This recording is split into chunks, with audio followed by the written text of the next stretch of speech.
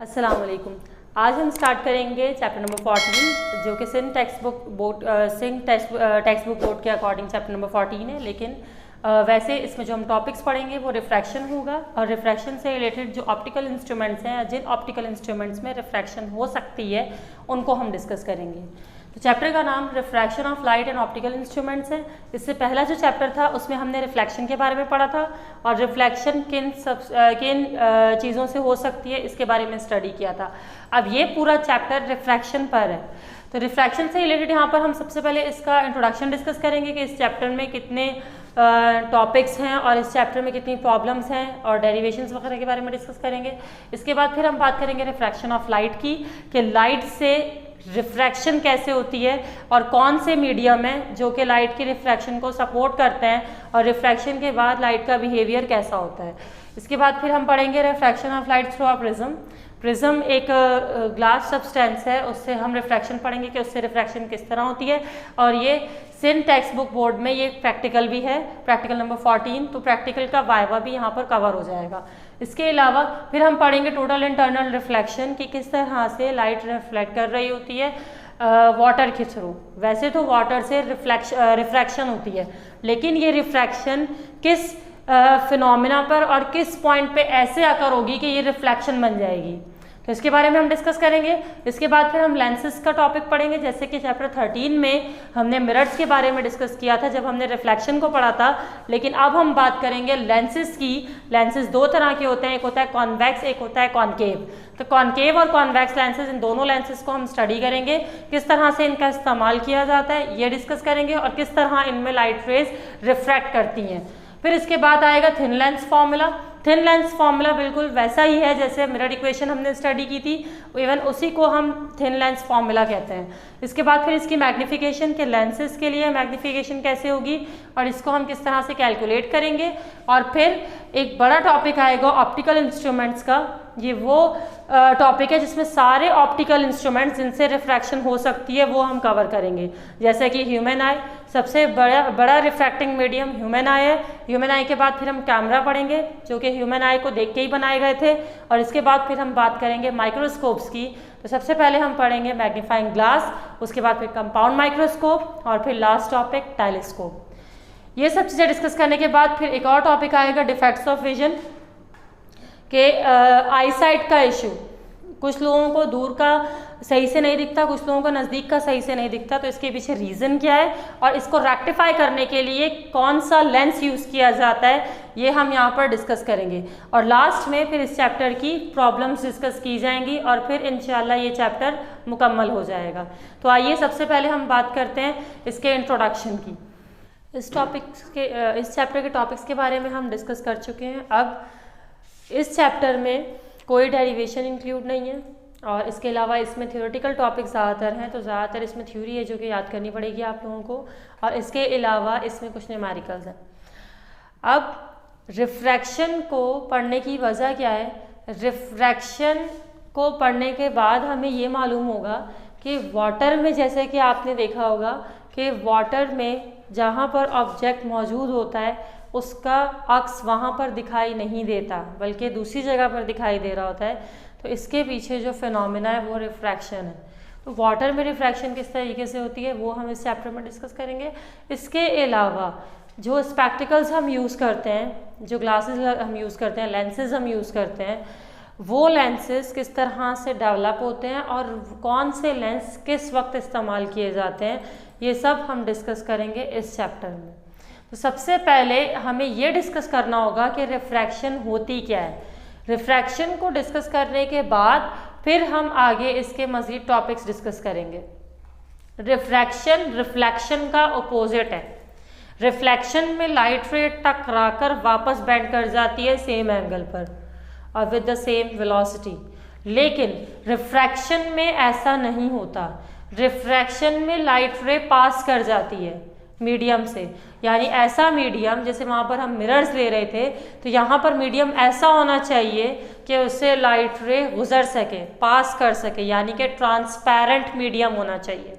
तो रिफ्लेक्शन के लिए कोटेड मीडियम ज़रूरी था जिससे इमेज बन रहा था, लेकिन रिफ्रैक्शन के लिए ट्रांसपेरेंट मीडियम का होना ज़रूरी है जिससे लाइट रे आर पार हो सके। ठीक है, अब रिफ्रैक्शन ऑफ लाइट क्या है कि अगर लाइट रे लाइटर मीडियम से या किसी भी मीडियम से ट्रैवल कर रही है और किसी दूसरे मीडियम में एंटर कर रही है, ठीक है, एक आप कह सकते हैं लाइटर है, एक हैवियर है, या आप कह सकते हैं दोनों लाइटर हैं या दोनों हैवियर हैं, लेकिन मीडियम चेंज है। मीडियम चेंज कैसे? जैसे अगर एक एयर है तो दूसरा वाटर, एक अगर ऑक्सीजन है तो दूसरा नाइट्रोजन, यानी कि दो अलग अलग मीडियम से जब लाइट रे ट्रैवल करती है तो एक मीडियम से जब वो दूसरे मीडियम में एंटर होती है तो लाइट रे पास करेगी, पास आउट कर जाएगी। तो जब वो पास करेगी तो उसकी वेलोसिटी में चेंज आएगा मीडियम के चेंज होने की वजह से। तो रिफ्रैक्शन क्या है? रिफ्रैक्शन ये चेंज है कि लाइट रे अगर किसी मीडियम से टकरा रही है तो टकराने के बाद वो उस मीडियम से पास करेगी, ना कि वापस रिफ्लेक्ट कर जाएगी।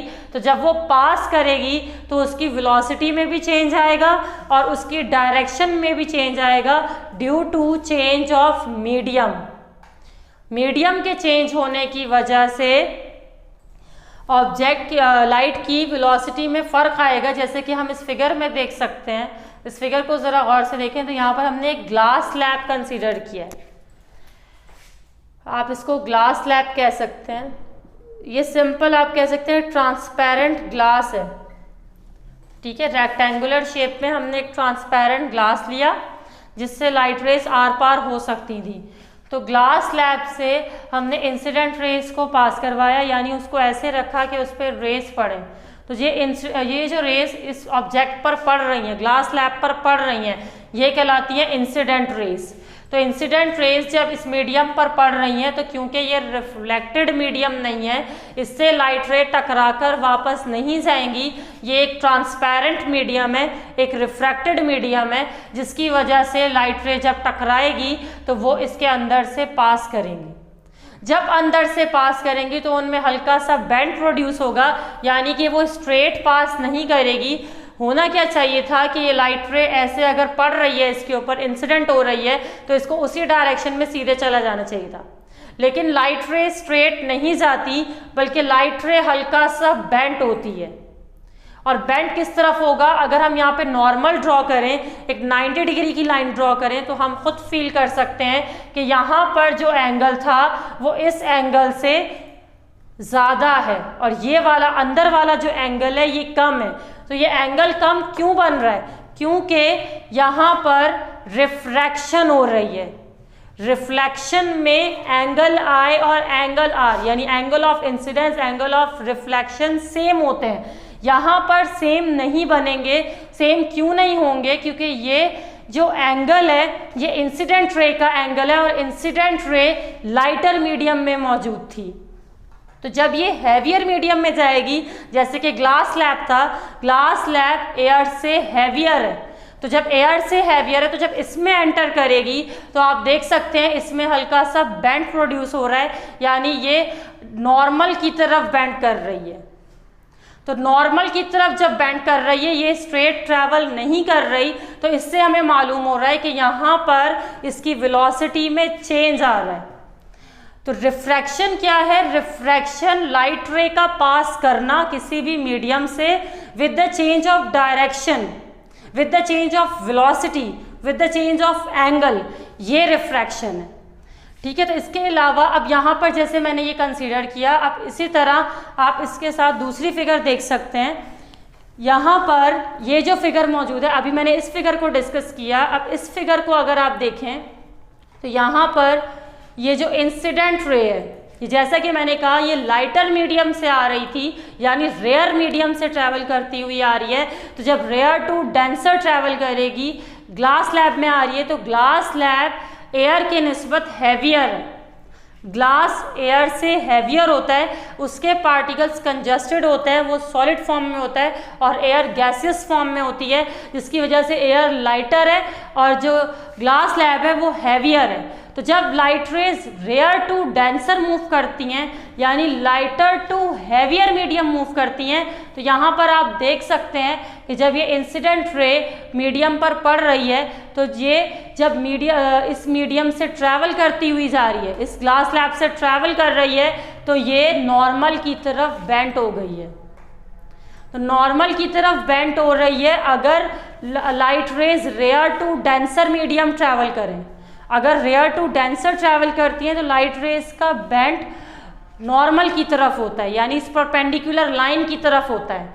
और यहाँ पर रिफ्रैक्शन के लिए एंगल आई एंगल आर के बराबर नहीं होगा। ठीक है, इसके बाद दूसरी पोजीशन आप देख सकते हैं। दूसरी पोजीशन में यहाँ पर जब डेंसर टू रेयर ट्रैवल कर रही है, डेंसर यानी हैवियर मीडियम से लाइटर मीडियम में ट्रैवल कर रही है, तो अब ये डेंसर में इस नॉर्मल के करीब थी, लेकिन जब ये लाइटर मीडियम में आई तो ये नॉर्मल से दूर हो गई। आप देख सकते हैं यहाँ पर ये वाला एंगल आर ये ज़्यादा है और एंगल आई कम है, क्योंकि डेंसर टू रेयर ट्रैवल कर रही है। तो ये वाला जो एंगल है एंगल आई, ये इस एंगल आर से कम होगा यहाँ पर, क्योंकि जब हैवियर टू लाइटर मीडियम आएगी तो नॉर्मल से दूर जाएगी। तो यही चीज़ यहाँ पर लिख दी गई है कि जब डेंसर टू रेयर मीडियम में जा रही है तो यहाँ पर अवे बेंड कर रही है और यहाँ पर टूवर्ड्स नॉर्मल बेंड कर रही है। अब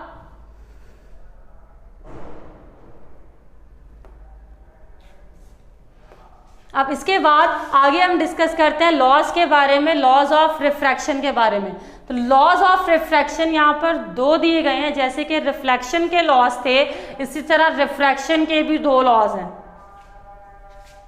पहला जो लॉ है वो यहाँ पर वही लॉ है जो रिफ्लेक्शन के लिए था कि इंसिडेंट रे, नॉर्मल और रिफ्रैक्टेड रे, ये सारी रेस एक पॉइंट पर सेम मीडियम पर लाई करेंगी। तो जैसा कि आप देख सकते हैं, ये इंसिडेंट रे थी, ये रिफ्रैक्टेड रे थी। वहाँ पर इसको रिफ्लेक्टेड रे कह रहे थे क्योंकि वहाँ पर टकराकर वापस बाउंस बैक कर रही थी, लेकिन यहाँ पर बाउंस नहीं कर रही, तो इसको हम रिफ्रैक्टेड रे कहते हैं। तो आप देख सकते हैं ये रिफ्रैक्टेड रे, ये इंसिडेंट रे और ये नॉर्मल, ये सारी एक ही पॉइंट पे लाई कर रही हैं। तो इसका मतलब सेकेंड लॉ ऑफ रिफ्लेक्शन यहाँ पर बिल्कुल सेम ओबे कर रहा है रिफ्रैक्शन के लिए। लेकिन जो रिफ्लेक्शन का फर्स्ट लॉ था कि एंगल आई एंगल आर के बराबर होगा, ये लॉ यहाँ पर अप्लाई नहीं होता, क्योंकि आप खुद देख चुके हैं, जैसे कि मैंने बताया कि अगर रेयर टू डेंसर ट्रैवल कर रही हैं तो एंगल आई ज़्यादा होगा और एंगल आर कम होगा, और अगर डेंसर टू रेयर ट्रैवल कर रही हैं तो वहाँ पर भी आप देख सकते हैं एंगल आई कम है और एंगल आर ज़्यादा है, तो एंगल बराबर नहीं होंगे रिफ्रैक्शन के लिए। तो इस वजह से ये लॉ यहाँ पर ओबे नहीं करता, लेकिन सेकंड लॉ यहाँ पर पूरा परफेक्टली ओबे कर जाता है। अब इसका जो सेकंड लॉ है रिफ्रैक्शन के लिए, वो स्नेल्स लॉ के नाम से जाना जाता है। अब जब ये दोनों बराबर नहीं है तो फिर इनमें कोई ना कोई तो कनेक्शन होगा, कोई ना कोई तो रिलेशन होगा। तो उस रिलेशन को हम इस तरह डिफाइन करते हैं कि रेशो निकाल लें साइन एंगल आई और साइन एंगल आर का। साइन एंगल आई यानी कि जो भी एंगल आई की वैल्यू आ रही है उसका साइन निकालें, और जो भी एंगल आर की वैल्यू आ रही है उसका साइन निकालें। इन दोनों का रेशियो निकाल लें, यानी कि एंगल आई को एंगल आर के साइन से डिवाइड कर दें। तो साइन एंगल आई और साइन एंगल आर को जब आप डिवाइड करेंगे तो वहाँ पर एक वैल्यू आएगी और वो वैल्यू कांस्टेंट होगी, और वो जो कांस्टेंट वैल्यू होगी वो रिफ्रैक्टिव इंडेक्स कहलाती है। Refractive index is the ratio of sine angle i to the sine angle r. इसको हम एन से और म्यू से रिप्रेजेंट करते हैं। ठीक है, इसको ये जो मैंने बताया कि अगर रेशियो निकालें साइन एंगल आई का और साइन एंगल आर का तो ये कांस्टेंट होता है, इसको स्नेल्स लॉ भी कहा जाता है। अब कांस्टेंट किसके लिए होगा? कांस्टेंट उन सब रेस के लिए होगा जो मीडियम से जैसे भी ट्रैवल कर रही हैं। यानी कि अगर ग्लास स्लैब की मैं बात करूं तो ग्लास स्लैब यहाँ पर अगर मिसाल के तौर पर यहाँ पर मैं बड़ा लेती, यहाँ पर मैं छोटा ले लेती और यहाँ पर और बड़ा ले लेती, यानी 3 डिफरेंट साइजेस के ग्लास स्लैब लिए और 3 डिफरेंट कलर्स के ग्लास स्लैब ले लिए, तो वहाँ पर भी जब उनसे रेस पास करवाई जाएंगी तो जो साइन एंगल आई और साइन एंगल आर का रेशियो होगा वो कांस्टेंट ही रहेगा, उस रेशियो पर कोई फर्क नहीं पड़ेगा। जैसे अगर मिसाल के तौर पर मैं यहाँ पे एक मीडियम कंसीडर करूँ कि ये ग्लास स्लैब है, इस ग्लास स्लैब से ये रे पास हो गई, ये भी एक रे पास हुई, ये एक रे पास हो गई, तो जितनी भी रे इस ग्लास स्लैब से पास होंगी उनका साइन एंगल आई और साइन एंगल आर का अगर रेशियो निकालेंगे तो वो सेम ही आएगा, चाहे ग्लास स्लैब डिफरेंट कलर का हो या डिफरेंट साइज का हो, इससे इंडिपेंडेंट है, ये कांस्टेंट वैल्यू। तो ग्लास स्लैब की ये जो कांस्टेंट वैल्यू है जिसको हम रिफ्रैक्टिव इंडेक्स कह रहे हैं, ये 1.5 होती है। जब हम साइन एंगल आई और साइन एंगल आर का रेशियो निकालते हैं तो वो रेशियो 1.5 आता है, तो ये रेशियो कांस्टेंट होगा चाहे जितनी भी रेस हम इससे पास करवा दें। इसी तरह डायमंड से रेज अगर पास हो, डायमंड भी एक रिफ्रैक्टेड मीडियम है, एक रिफ्रैक्टिव मीडियम है, तो डायमंड से जब हम रेस पास करवाएं तो डायमंड का 2.42 है, ये 2.42 ये सबसे हाईएस्ट है, सबसे हाईएस्ट रिफ्रैक्टिव इंडेक्स रखने वाला जो सब्सटेंस है वो डायमंड है।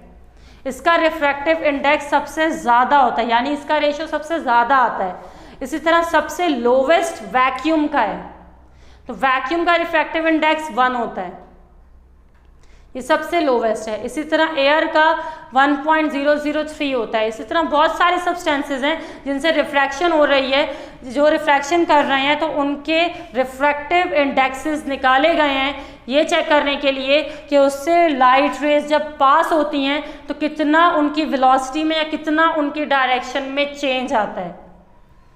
ठीक है, तो यहाँ बुक में मौजूद भी है, बुक में आप देख सकते हैं, पूरा एक चार्ट बना हुआ है, उसमें सबको बहुत सारे सब्सटेंसेस के रिफ्रैक्टिव इंडेक्सेस दिए हुए हैं। अब यहाँ पर ये तो हो गया स्नेल्स लॉ।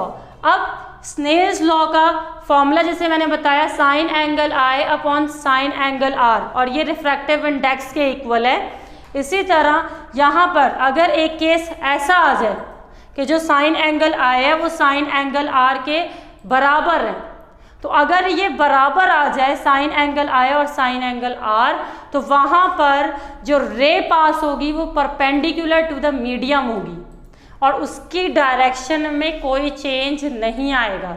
जैसे कि यहाँ पे आप देख सकते हैं, अगर sine angle i sine angle r के बराबर आ जाए, यानी जितना एंगल ऑफ इंसिडेंस था उसका साइन एंगल ऑफ रिफ्रैक्शन के बराबर आ रहा है, यानी उसके साइन के बराबर आ रहा है, तो वहाँ पर जो रे ट्रैवल करेगी वो परपेंडिकुलर टू द मीडियम होगी, और जब वो रिफ्रैक्शन करेगी, रिफ्रैक्शन के बाद भी वो परपेंडिकुलर ही रहेगी। जब वो परपेंडिकुलर रहेगी तो इसका मतलब उसकी डायरेक्शन में कोई चेंज नहीं आएगा, और ये चीज़ सिर्फ तब पॉसिबल है जब sine angle i sine angle r के बराबर आ जाए। तो यहाँ पर जैसा मैंने कहा कि sine angle i sine angle r के बराबर है, ना कि एंगल आई एंगल आर के बराबर हो। रिफ्लेक्शन में एंगल आई एंगल आर के बराबर था, लेकिन रिफ्रैक्शन में ये पॉसिबिलिटी है कि sine angle i sine angle r के बराबर आ सकता है। तो अगर वो बराबर आता है तो वहाँ पर वो perpendicular to the medium travel करेगी, और वहाँ पर रिफ्रैक्टेड रे जो होगी उसकी डायरेक्शन में कोई चेंज नहीं आएगा। अब यहाँ तक रिफ्रैक्शन की बात हुई। Now let's move towards the next topic. Let's continue this chapter. So in this chapter first we have studied about refraction. Now we have to study refraction through water. कि water से refraction किस तरीके से होती है। तो water से refraction आप देख सकते हैं इस फिगर में जो कि आपके सामने मौजूद है। इसमें आप देख सकते हैं दो पैबल्स मौजूद हैं। सबसे पहले हम उसको देख रहे हैं 4 सेंटीमीटर ऑफ वाटर में, यानी 4 सेंटीमीटर के टारगेट में हम उसको अगर देखें तो जब ऊपर से लाइट रे आ रही है तो लाइट रे, क्योंकि जैसे कि मैंने कहा था कि जब वो लाइट रे वाटर पर पड़ रही है तो वाटर पर रिफ्रैक्शन के बाद वो हल्की सी बेंड होगी। तो जब वो बेंड होगी तो हम कह सकते हैं कि ये बेंड हो रही है और ये नॉर्मल के करीब हो रही है। तो नॉर्मल के करीब जब ये होगी, अगर मैं यहाँ पे नॉर्मल ड्रॉ करूँ, आप देख सकते हैं फिगर में ये वाली लाइन कुछ इस तरह से ड्रॉ हुई नॉर्मल है। तो पहले नॉर्मल से दूर थी क्योंकि रेयर मीडियम में थी, लेकिन जब रेयर से डेंसर मीडियम में जाएगी तो नॉर्मल के करीब आएगी। तो जब नॉर्मल के करीब आएगी तो वहां पर आप देख सकते हैं इसका जो ऑब्जेक्ट था, इसका टारगेट ये था, यानी ये पैबल आप फिगर में देख सकते हैं। ठीक है, तो एक पैबल नीचे मौजूद है, तो पैबल या पत्थर आप कह सकते हैं, तो उस पर लाइट से पड़ रही है, लेकिन क्योंकि वो बेंड कर रही है तो बेंड होकर वो उसके ऊपर जा रही है। लेकिन अगर ऊपर यहां से कोई इसको फोकस करता है, ऊपर से कोई इसको फोकस करता है, तो यहां पर अगर हम इसकी इमेजिनरी लाइन ड्रॉ करें तो वो कुछ इस तरह है। अगर हम स्ट्रेट इमेजिनरी लाइन ड्रॉ करें तो वो यहाँ पर इसकी रिफ्लेक्शन दे रहा होता है, यानी कि वाटर में अक्सर आपने देखा होगा जहां पर चीज मौजूद होती है वो वहां नहीं दिखाई देती, बल्कि वो उससे थोड़ा आगे पीछे दिखाई देती है। 4 सेंटीमीटर ऑफ वाटर में आप देख सकते हैं, जैसे कि मैंने कहा कि जहां पर पैबल मौजूद है उससे रिफ्रैक्शन हुई, रिफ्रैक्शन के बाद हमारा रियल टारगेट ये था, लेकिन हमें जो दिखाई दे रहा है वो इधर थोड़ा आगे दिखाई दे रहा है, क्योंकि लाइट रे को अगर हम स्ट्रेट मूव करवाएं तो पैबल आगे मौजूद है। ये एक लाइट रे यहाँ पे शो की जा रही है, लेकिन वैसे यहाँ पर अमूमन बंडल ऑफ लाइट रेज होती हैं जो कि इस तरह करके मिलती हैं और उसके बाद वहां पर रिफ्रैक्शन हो रही होती है। ठीक है, इसके बाद अब उसी तरह अगर आप 12 सेंटीमीटर ऑफ वाटर में चेक करें, जैसे कि आप फिगर में मौजूद है, तो इसको डायरेक्टली कीजिए। जब वाटर ज्यादा है, वाटर का लेवल ज्यादा है, तो इमेज भी आप देख सकते हैं इमेज ज्यादा दूर बन रहा है।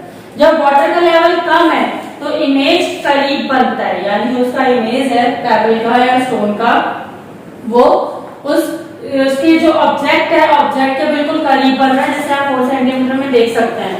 लेकिन जब 12 सेंटीमीटर में देखें तो वहां पर इमेज दूर हो गया। अगर और वाटर का लेवल राइज करेंगे तो उसका इमेज और दूर बनेगा, और जैसे जैसे वाटर का लेवल राइज होगा तो एक वक्त ये भी आता है कि जब वाटर का लेवल ज्यादा हो जाए तो हमें इमेज नहीं दिखाई देता। क्यों? क्योंकि उसका इमेज बहुत दूर, या आप कह सकते हैं कि वाटर से बाहर चला जाता है, जिसकी वजह से हमें उसका इमेज नहीं दिखता, बल्कि वो वाटर की डेप्थ में चला जाता है। तो यहाँ तक ये टॉपिक था refraction of light through water. अब जैसे कि हमने रिफ्रैक्टिव इंडेक्स को डिस्कस किया था, तो रिफ्रैक्टिव इंडेक्स का एक फॉर्मूला मैंने बताया था कि sine angle i upon sine angle r. लेकिन लाइट की रिफ्लेक्शन एंगल्स पर डिपेंड नहीं करती, तो लाइट की रिफ्लेक्शन डिपेंड करती है नेचर ऑफ मीडियम पर। यानी अगर हम देखें रिफ्रैक्टिव इंडेक्स है तो रिफ्रैक्टिव इंडेक्स एंगल्स पर डिपेंड नहीं करता, बल्कि नेचर पर डिपेंड करता है सब्सटेंस की, कि सब्सटेंस किस नेचर का है। तो जितना हार्ड सब्सटेंस होगा, जैसे कि हमने अभी बात की थी कि अगर डायमंड है, diamond is the most hardest substance which is refractive in nature, तो उसका अगर आप रिफ्रैक्टिव इंडेक्स देखें तो वो 2.42 होता है, तो ये बहुत हाईएस्ट वैल्यू है। इसी तरह अगर हम एयर का चेक करें तो एयर का बहुत कम होता है, वैक्यूम का उससे भी कम होता है। पेज नंबर 283 पर आप देख सकते हैं ये सारे रिफ्रैक्टिव इंडेक्स बहुत सारे मीडियम के सिर्फ टेक्स्ट बुक बोर्ड में यहाँ पर के अकॉर्डिंग जो बुक इशू गई है सेम बुक में, वहां पर 283 पर आपके पास बहुत सारे रिफ्रैक्टिव इंडेक्सेस मौजूद है। तो उसमें वाटर का भी है, एयर का भी है, डायमंड का भी है, ग्लास स्लैब का भी है, and there are many substances जिनका रिफ्रैक्टिव इंडेक्स दिया हुआ है। रिफ्रैक्टिव इंडेक्स मटेरियल पर डिपेंड करता है, जितना ज्यादा मटेरियल हार्ड होगा उतना ज्यादा रिफ्रैक्टिव इंडेक्स, जितना उसकी हार्ड वो लाइट होगा या उसकी हार्डन कैपेसिटी कम होगी, उतना ज्यादा उसका रिफ्रैक्टिव इंडेक्स कम होगा, यानी वो उतना कम हो जाएगा। जैसे अगर हम वैक्यूम की बात करें तो वैक्यूम का रिफ्रैक्टिव इंडेक्स 1 होता है, और जिस तरह डायमंड की बात करें तो डायमंड का 2.42 होता है। अब इसके बाद यहाँ पे रिफ्रैक्टिव इंडेक्स की बात खत्म हो चुकी है। Now let's move towards the next topic. अब will study about the prism. Prism से रिफ्लेक्शन कैसे होती है और प्रिज्म किसको कहते हैं। सबसे पहले ये देखते हैं कि प्रिज्म क्या है। प्रिज्म एक ट्रांसपेरेंट रिफ्रैक्टिंग बॉडी है, यानी एक ऐसी बॉडी है, एक ऐसी ट्रांसपेरेंट बॉडी है जिससे रिफ्लेक्शन हो सकती है। ट्रांसपेरेंट यानी जिसके आर पार दिखाई दे सके, तो ऐसी बॉडी जिसके आर पार दिखाई दे और वो ग्लास की बनी हुई है और उससे रिफ्लेक्शन हो सकती है, तो उसको हम कहते हैं प्रिज्म। तो प्रिज्म के बारे में यहाँ पे हम डिस्कस करेंगे। तो ये किस टाइप का दिखता है, ये कुछ इस तरह होता है। इसकी ये जो दो साइड है, ये वाली और एक ये वाली, ये दोनों साइड ट्रायंगुलर होती है, यानी इसकी दो साइड्स ट्रायंगुलर है, और बाकी जो रिमेनिंग साइड्स हैं, बाकी जो चार साइड्स हैं, सॉरी बाकी जो तीन साइड्स हैं, ये वाली और ये इसके बैक पर होगी और एक इसके नीचे होगी, ये जो तीन साइड्स हैं ये रेक्टेंगुलर होती हैं। तो प्रिज्म एक ऐसी बॉडी है, एक ऐसी रिफ्रैक्टिंग मटेरियल है जिसकी दो बॉडीज या दो साइड हम कह सकते हैं ट्रायंगुलर होती हैं, और बाकी जो रिमेनिंग तीन साइड्स होती हैं, यानी ये वाली, ये और ये तीन साइड्स रेक्टेंगुलर होती हैं। तो एक ऐसी बॉडी जिसकी दो साइड ट्रायंगुलर और तीन साइड रेक्टेंगुलर हो, उसको प्रिज्म कहते हैं, और उससे रिफ्रैक्शन हो रही हो और वो एक ट्रांसपेरेंट मटेरियल हो। अब इससे ये डिस्कस करना है कि इससे रिफ्रैक्शन किस तरह होती है, और इसकी रिफ्रैक्शन के बाद हम इसके रिफ्रैक्टिव इंडेक्स को कैसे नोट करते हैं। तो यहाँ आप देख सकते हैं इस फिगर में, ये हमने इसकी ट्रायंगुलर सरफेस ली, इसकी ट्रायंगुलर सरफेस को लेकर जब इस पर रेज इंसिडेंट करवाई गई, यानी कि जब इससे इंसिडेंट रेज टकराई, तो टकराने के बाद क्योंकि rare to denser medium movement हो रही है, तो वो हल्का सा बेंड कर गई। यहाँ पे आप देख सकते हैं वो बेंड कर गई। जब वो बेंड कर रही हैं तो उसके बाद फिर क्या हुआ, जब वो अब इससे यानी प्रिज्म से रिफ्रैक्टिव मटेरियल से बाहर आएंगी तो denser to rare medium travel कर रही हैं। तो जब denser to rare medium travel करेंगी तो आप थोड़ा नॉर्मल से दूर होंगे। यहाँ आप देख सकते हैं तो ये बेंड कर चुकी है। तो यहाँ पर रिफ्रैक्शन तो हो गई कि लाइट से टकराई, इंसिडेंट रे थी वो टकराई, जब अंदर से पास हो रही है तो वो रिफ्रैक्टेड रे है, और जब वो बाहर निकल रही है तो वो एमर्जेंट रे कहलाती है। तो ये तीन तरह की रेस तो यहाँ पर आ गई।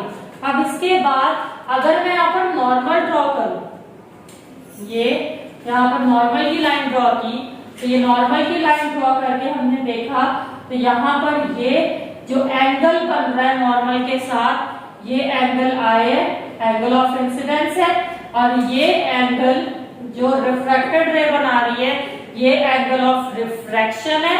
और इसके बाद अब ये हो गए दो एंगल्स। इसके बाद अगर हम यहां पर देखें, ये एंगल नॉर्मल यहां पर भी ड्रॉ किया, तो हम ये वाला एंगल जो एमर्जेंट रे का नॉर्मल के साथ बन रहा है इसको हम कह सकते हैं angle E, that is angle of emergence. ठीक है, ये हम वैसे कैलकुलेट नहीं करते क्योंकि इसका रिफ्रैक्टिव इंडेक्स फाइंड करने में इसका कोई किरदार नहीं है यहाँ पर। और इसके बाद ये रिफ्रैक्टिव रे हो गई। अब इसके बाद हमने इन दोनों रेज को एक्सटेंड किया, ये आप देख सकते हैं ये दोनों रेज सीधा एक्सटेंड की, ये नॉर्मल्स थे। नॉर्मल्स के बाद अगर हम इन रेज को सीधा एक्सटेंड कर रहे हैं और इसको भी सीधा एक्सटेंड कर रहे हैं तो ये एक पॉइंट पर इंटरसेक्ट कर रही हैं। तो ये जिस पॉइंट पर इंटरसेक्ट कर रही हैं, यहाँ पर जो एंगल बन रहा है उसको हम कहते हैं एंगल ऑफ डेविएशन। तो ये हमारे पास एंगल ऑफ डेविएशन है। इसके अलावा अब ये जो एंगल है, ये प्रिज्म का एंगल जिसे हम कह सकते हैं, ये जो प्रिज्म के कॉर्नर का एंगल है इसको हम कहते हैं एंगल ऑफ द प्रिज्म। ये कांस्टेंट होगा, एंगल ए कांस्टेंट होगा क्योंकि जो प्रिज्म है वो इक्विलेटरल ट्रायंगल होता है, और इक्विलेटरल ट्रायंगल के सारे एंगल्स बराबर होते हैं। तो अगर सारे एंगल्स बराबर है तो एंगल्स का टोटल सम 180 होता है। टोटल सम जब 180 है इसका मतलब इंडिविजुअल एंगल 60 का होगा। तो ये तीनों एंगल 60, 60, 60 डिग्री के होते हैं। तो जब आप इन तीनों को ऐड करेंगे तो सम आएगा 180। ठीक है, इसके बाद अब यहाँ पर ये तो आ गया, ये तो हो गई फिगर डिस्कस। अब फिगर डिस्कस करने के बाद अब इसका रिफ्रैक्टिव इंडेक्स देखेंगे कि रिफ्रैक्टिव इंडेक्स कैसे मालूम किया जाएगा। एक बात याद रखिएगा कि जब इंसिडेंट रे और रिफ्रैक्टेड रे का एंगल, इंसिडेंट रे और रिफ्रैक्टेड रे या इमर्जेंट रे का एंगल बराबर हो तो वहां पर हम कहते हैं कि जो डेविएशन हो रही होती है वो बहुत कम होती है। खासतौर पे जब इंसिडेंट रे और इमर्जेंट रे इनका एंगल अगर बराबर हो, ये एंगल इस एंगल के बराबर है, तो वहां पर जो एंगल ऑफ डेविएशन बनेगा वो बहुत छोटा होगा। जब एंगल बहुत छोटा होगा तो उसको हम कहते हैं angle of minimum deviation. Angle of minimum deviation को शो करते हैं डीएम से। अब इसके बाद अब हमें मालूम करना है रिफ्रैक्टिव इंडेक्स। रिफ्रैक्टिव इंडेक्स का फॉर्मूला था sine angle i upon sine angle r. तो यहाँ पर जो कैलकुलेट किया जाएगा वो कैलकुलेट किया जाएगा ये रिफ्रैक्टिव इंडेक्स है प्रिज्म का, साइन एंगल आई की जगह यहाँ पर हम लेते हैं एंगल ए और एंगल डी का सम। एंगल ए और एंगल डी का सम लेके हम उसको 2 से डिवाइड करते हैं, ठीक है। दोनों का सम लेके 2 से डिवाइड करेंगे, जो वैल्यू आएगी उसका साइन निकलेगा। इसी तरह यहाँ पर डिनोमिनेटर में एंगल ए ले लिया, उसके बाद इसको 2 से डिवाइड किया, तो जो आंसर आएगा उसका साइन निकलेगा। साइन निकालने के बाद फिर दोनों वैल्यूज होंगी उनको डिवाइड करेंगे और डिवाइड करके रिफ्रैक्टिव इंडेक्स की वैल्यू आ जाएगी। तो यहाँ तक ये रिफ्रैक्शन डिस्कस की गई कि किस तरीके से प्रिज्म से रिफ्रैक्शन होती है।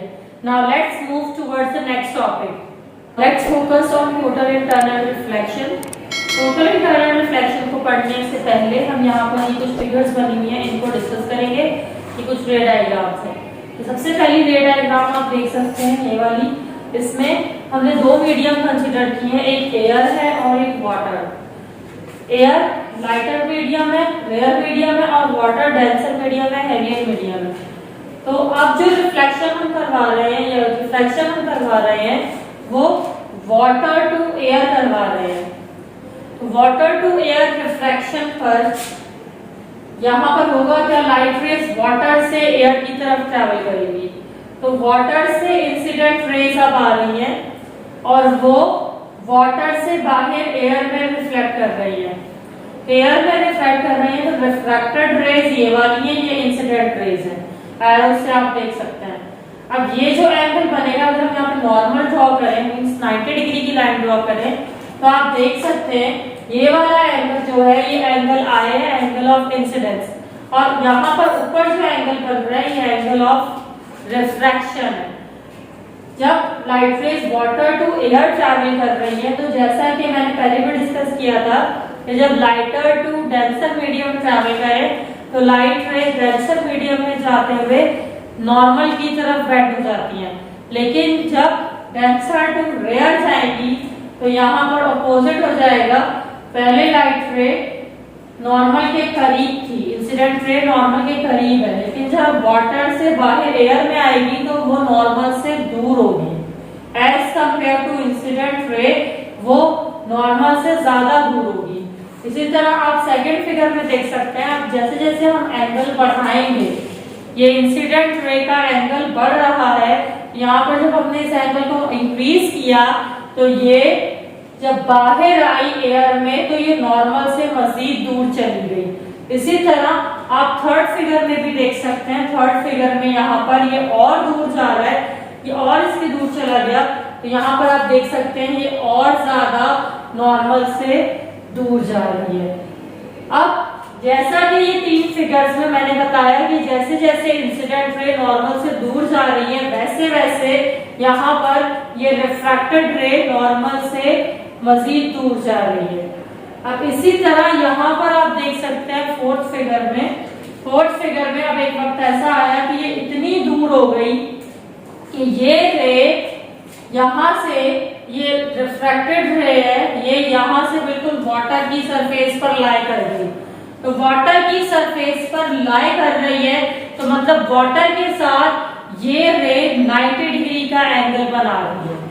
तो रिफ्रैक्टेड रे यहाँ पर जो एंगल बना रही है वो 90 डिग्री का एंगल है और जो इंसिडेंट रे है वो इतने एंगल पर आ चुकी है कि ये बिल्कुल जो रिफ्रैक्टेड रे ये वाटर पर लाई कर गया।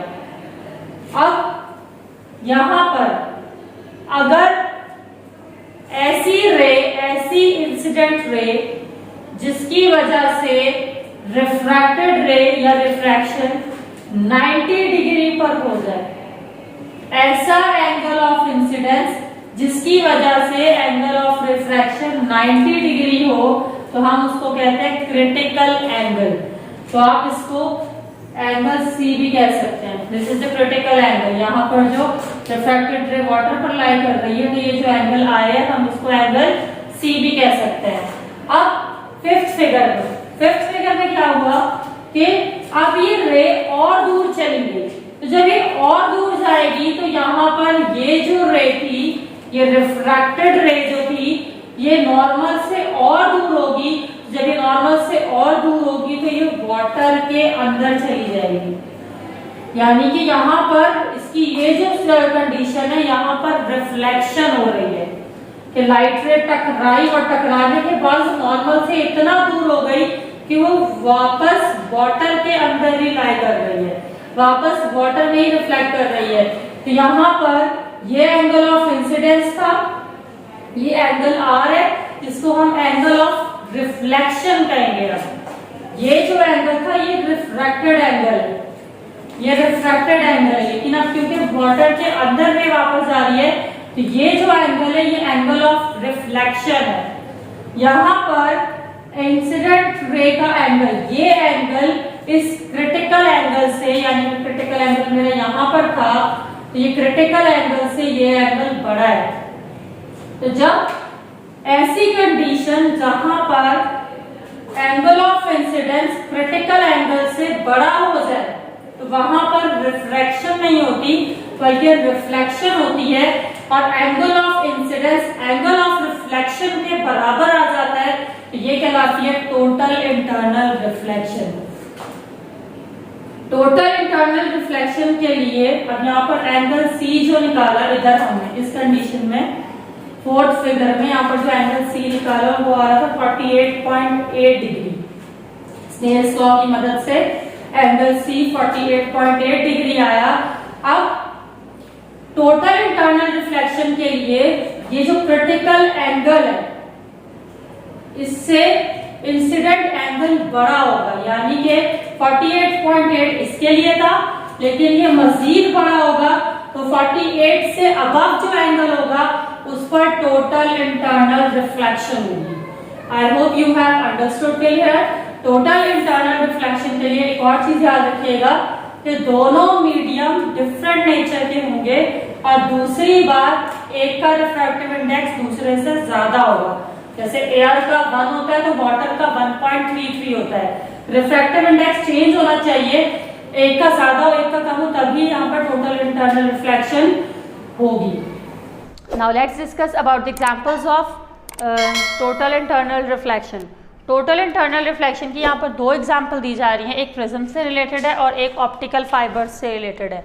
प्रिज्म से टोटल इंटरनल रिफ्लेक्शन किस तरह से होती है, यहाँ पर आप देख सकते हैं, ये हमने प्रिज्म की एक ट्रायंगुलर शेप ली है, ठीक है। जैसे कि मैंने प्रिज्म के बारे में डिस्कस किया था कि इसकी दो ट्रायंगल सरफेसेस होती हैं, तो हमने एक ट्रायंगुलर सरफेस इसकी कंसीडर की। इस ट्रायंगुलर सरफेस से जब हमने इंसिडेंट रेज को पास करवाया, जैसे कि आप देख सकते हैं ये एक ऑब्जेक्ट है, लेट्स सपोज ऑब्जेक्ट से लाइट रेज रिफ्रैक्ट कर रही हैं और वो इंसिडेंट रेज इस प्रिज्म से टकरा रही हैं। अब क्योंकि ये इंसिडेंट रेज अगर आप देखें इस सरफेस के, अगर हम ये वाली सरफेस देखते हैं, ये सरफेस, तो इस सरफेस के ये परपेंडिकुलर आ रही हैं। तो जब कोई भी रिफ्रैक्टेड मीडियम हो, जैसे अगर मैं ग्लास स्लैब की बात करूं तो मैंने पहले भी ये चीज़ बताई थी कि जब परपेंडिकुलर टू द मीडियम कोई रे आती है तो वो बिल्कुल एज इट इज पास हो जाती है विदाउट एनी डिफ्लेक्शन। तो यहाँ पर भी यही हुआ, जब परपेंडिकुलर आ रही है मीडियम के तो ये डायरेक्ट रिफ्रैक्ट कर गई। तो ये इस मीडियम से टकराकर डायरेक्ट जब रिफ्रैक्ट कर रही है, अब क्योंकि ये एक ट्रायंगुलर सरफेस है तो ये रे यहाँ से टकराने के बाद अब इस हाइपोटेन्यूज से टकराएगी, ठीक है। ये हाइपोटेन्यूज है तो हाइपोटेन्यूज से ये टकराएगी, ये प्रिज्म का हाइपोटेन्यूज है। तो जब इससे टकराएगी तो टकराने के बाद ये रिफ्लेक्ट कर जाएगी, यानी टकराकर ये बेंट होगी। तो जब ये बेंट होगी तो ये दूसरी साइड से, यानी जो इसकी तीसरी साइड थी उससे ये पास कर जाएगी। ऐसा क्यों हो रहा है? ऐसा इस वजह से हो रहा है क्योंकि यहाँ पर जो क्रिटिकल एंगल है प्रिज्म के लिए वो होता है 42 डिग्री। तो क्रिटिकल एंगल जब 42 डिग्री है, और अगर हम यहाँ पर इसका एंगल देखें, इधर एंगल चेक करें, प्रिज्म के साथ इसका एंगल चेक करें इंसिडेंट रे का, तो वो हमारे पास है 45 डिग्री। तो 45 डिग्री 42 से ज़्यादा है तो जब, जैसा कि मैंने बताया था, अगर ये इंसिडेंट एंगल क्रिटिकल एंगल से ज़्यादा हो जाए तो वहाँ पर रिफ्लेक्शन होती है। तो इसी वजह से, क्योंकि इंसिडेंट एंगल इस रिफ्रैक्टेड एंगल से, इस क्रिटिकल एंगल से ज़्यादा था, तभी यहाँ पर क्या हुआ, यहाँ पर रिफ्लेक्शन हो गई। और रिफ्लेक्शन हो रही है तो आप देख सकते हैं कि ये रे 90 डिग्री पर बेंड कर गई वापस। यहाँ पर इस तरीके से प्रिज्म के थ्रू रिफ्लेक्शन करवाई जाती है उसके हाइपोटेन्यूज के ज़रिए। अब यहाँ पर आप देख सकते हैं ये पेरिस्कोप्स हैं। पेरिस्कोप क्या होती है? पेरिस्कोप एक ऑप्टिकल इंस्ट्रूमेंट है। ये किस लिए इस्तेमाल किया जाता है? ये समंदर की डेप्थ में जब सबमरीन्स वगैरह मौजूद होती हैं तो वहाँ से ओवरव्यू करने के लिए, यानी कि पूरे समंदर को व्यू करने के लिए, उसको देखने के लिए हम पेरिस्कोप का इस्तेमाल करते हैं। तो इससे होता क्या है कि आप देख सकते हैं इसके एक कॉर्नर से लाइट रे प्रिज्म से टकराएगी। ये एक फर्स्ट प्रिज्म है, ये सेकंड प्रिज्म है। तो दो प्रिज्म को हमने कैसे सेट किया हुआ है?